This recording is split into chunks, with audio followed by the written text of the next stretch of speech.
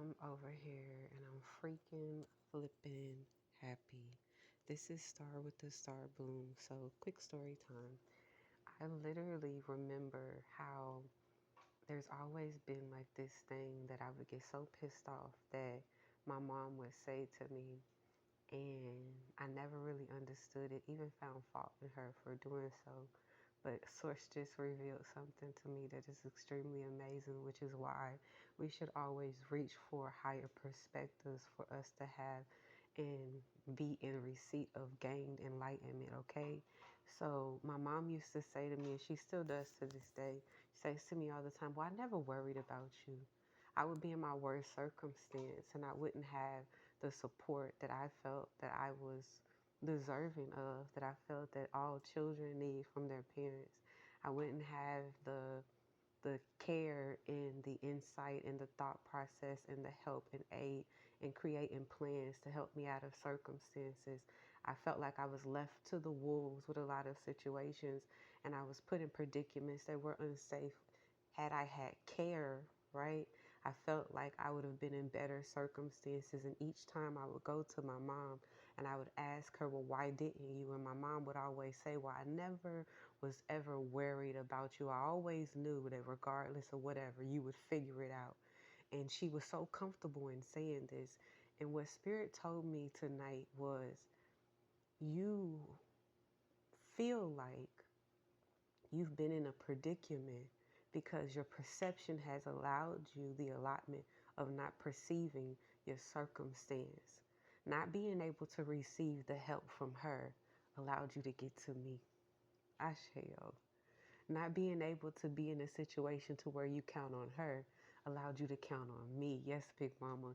And when she said that to me, it made me understand that her very conditioning of me, not being able to lean on her very turning her back on me, not being able to be in a position to where I could call to her in my need and my growth and my desire to be in a position to where I could have that shoulder, have that relationship even due to whatever circumstance we had previously met, even to have that mother and daughter situation allows me to be in a space where I could be with a divine mother, to be with the Most High. And it's literally created and cultivated a strength in me that allows me to be in leadership, allows me to be in allotments of actual joy and peace, and not willing me to spaces where I have to render my judgment, where I have to render my guidance that is actually all seeing. There's the ego view versus the view of the people who are literally amongst you. And a lot of us are required to stand up in leadership at this time. And we may have had previous perceptions of why we were conditioned in certain ways. My mom did what she did out of love. She gave her care to her other children because she knew that they needed more. She gave less care to me because she knew that I had everything within me. Now, she may have not known how to nurture it within me, but she was aware that it lived within me. And regardless of whatever was going on, it would have to come alive at some point. Now, we could blame people for how they were or weren't able to do with us, or we could be in positions to where we're able to honor ourselves by choosing to move in the light of what we know to be true now. I'm in a position to where I'm sitting right at the feet of Big Mama, right at the feet of the Most High.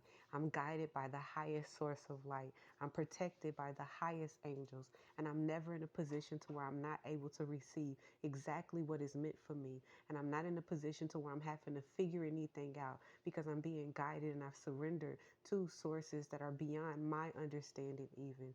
And being in that position is the best position that could have been given to me. I thank my mom today because had she not put me in that predicament, I would have leaned onto her and she would not have been able to help me the way that God does.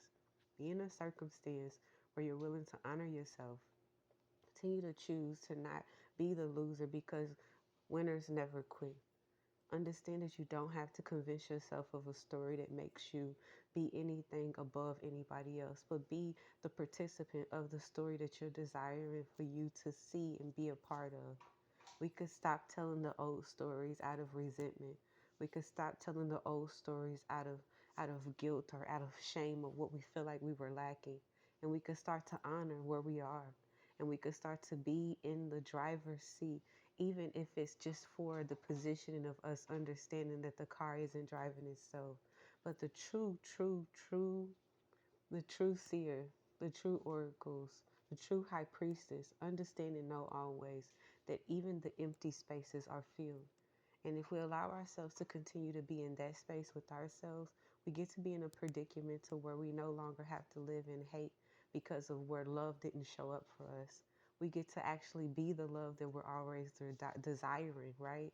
And then when we show up to spaces, we'll start to recognize how much we actually express ourselves actually creates this vortex of hugs that actually surround us in the love that we are in light of versus wanting to be in circumstances where we're wanting people to show up with the things that we need. We become what it is that we require, and then that is reflected back to us.